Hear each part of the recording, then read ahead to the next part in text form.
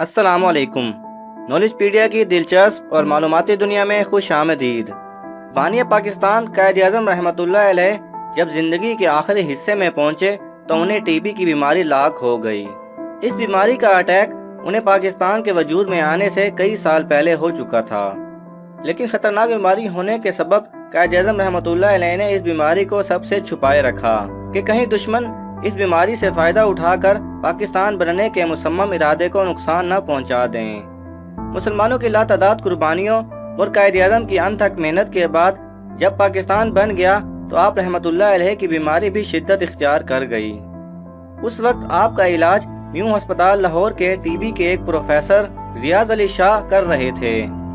कायद-ए-आज़म रहमतुल्लाह अलैह का इलाज करते हुए उनकी वफात से चंद रोज़ पहले कायद-ए-आज़म के ईमान और यकीन का एक ऐसा वाक़या रूनुमा हुआ जिसे प्रोफेसर रियाज अली शाह ने अपनी डायरी में कलम बंद कर दिया। प्रोफेसर रियाज अली शाह लिखते हैं कि मेरे लिए ये बात हैरत का बाइस थी कि लाहौर से ज़ियारत तक का सफ़र करके मैं शदीद बीमारी में मुब्तला कायद-ए-आज़म के कमरे में दाखिल हुआ तो उसके बावजूद कि वो बानी पाकिस्तान इंतहाई कमज़ोर हो चुके थे और उनका जिस्म गर्म कंबल में लिपटा हुआ था। उन्होंने हाथ बाहर निकालते हुए मुझसे निहायत गर्म जोशी से मुसाफिहा किया और मुझसे पूछा कि रास्ते में कोई तकलीफ तो नहीं हुई। मौत से खेलते हुए ये उस शख्स के अखलाक, तवाज़ु और इंकिसारी की अजीम मिसाल थी। हालांकि मुझसे हाथ मिलाने और मिजाज पुरसी से ही वो हाँफने लगे थे और बाद में कई मिनट तक उन्हें आंखें बंद करके लेटे रहना पड़ा। फिर वो लिखते हैं कि एक मर्तबा हम खुद खौफजदा थे कि खून और थूक के खतरनाक नताइज का कायद-ए-आज़म को कैसे बताएं। हमारी इस परेशानी को कायद-ए-आज़म ने आज खुद महसूस कर लिया और कहने लगे कि आप जो कुछ कहना चाहते हैं खुलकर बयान करें, क्योंकि बीमारी की नोयत मालूम होने के बाद मैं आपसे ज़्यादा ताउन कर सकूंगा। घबराइए नहीं, मैं मौत से नहीं डरता, क्योंकि उसने हर हाल में आना ही है। हाँ, अगर आपके शोबे के असूल आड़े आ रहे हैं तो मैं आपको मजबूर नहीं करता। बड़े सगीर के मुसलमानों को एक आज़ाद मुल्क से रोशनास कराने वाले कायद-ए-आज़म का खुदा पर ईमान और रसूलों पर यकीन हमारे लिए खुशगवार हैरत का बाइस था। कायद-ए-आज़म बेशक उन मानों में मजहबी रहनुमा ना थे जिन मानों में हम मजहबी रहनुमा का लफ्ज़ इस्तेमाल करते हैं, लेकिन मजहब पर उनका यकीन कामिल था।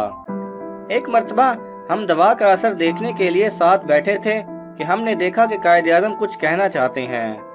चूँकि हमने बातचीत से मना कर रखा था, इसलिए अल्फाज लबों तक आके रुक जाते। इस जाती कश्मकश से निजात पाने के लिए हमने उन्हें बोलने की दावत दी तो वो ये बोले, तुम जानते हो, जब मुझे ये एहसास होता है कि पाकिस्तान बन चुका है तो मेरी रूह को इत्मीनान मिलता है। ये मुश्किल काम था पर मैं अकेला ऐसे कभी ना कर सकता। मेरा ईमान है कि ये रसूल खुदा का रूहानी फैज़ है कि पाकिस्तान वजूद में आया सल्लल्लाहु अलैहि वसल्लम। अब ये पाकिस्तानियों का फ़र्ज़ है कि पाकिस्तान को खिलाफत राशिदा का नमूना बनाए ताकि खुदा अपना वादा पूरा करे और पाकिस्तानियों को ज़मीन की बादशाहत अता करे। पाकिस्तान में सब कुछ है, इसकी वादियों, पहाड़ों और रेगिस्तानों में नबातात भी हैं और मादनियात भी हैं। बस इन्हें तस्खीर करना पाकिस्तानियों का काम है। कौमें नेक नियती, अच्छे आमाल और नज़्मो ज़ब्त से बनती हैं और अखलाकी बुराइयों, ज़रपरस्ती, मुनाफ़कत और ख़ुद पसंदी से तबाह हो जाती हैं। ख़वातीनो हज़रात, ये वो इक़्तिबास है जो प्रोफेसर रियाज अली शाह की ज़ाती डायरी से 11 सितंबर 1988 को रोज़नामा जंग ने शाया किया। और जैसा कि आप जानते हैं, 11 सितंबर 1948 को कायद मिल्लत का इंतकाल हुआ था। यानी ये इक़्तिबास कायद-ए-आज़म रहमतुल्लाह अलैह की 40वीं बरसी पर उनके यौम वफ़ात के दिन शाया किया गया।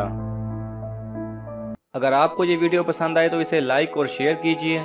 किसी भी किस्म के सवाल और इजहार राय की खातिर कमेंट्स कीजिए और मज़ीद ऐसे दिलचस्प वीडियोस देखने के लिए हमारे चैनल को सब्सक्राइब करें और साथ में बने बेल आइकन पर लाजमी क्लिक करें।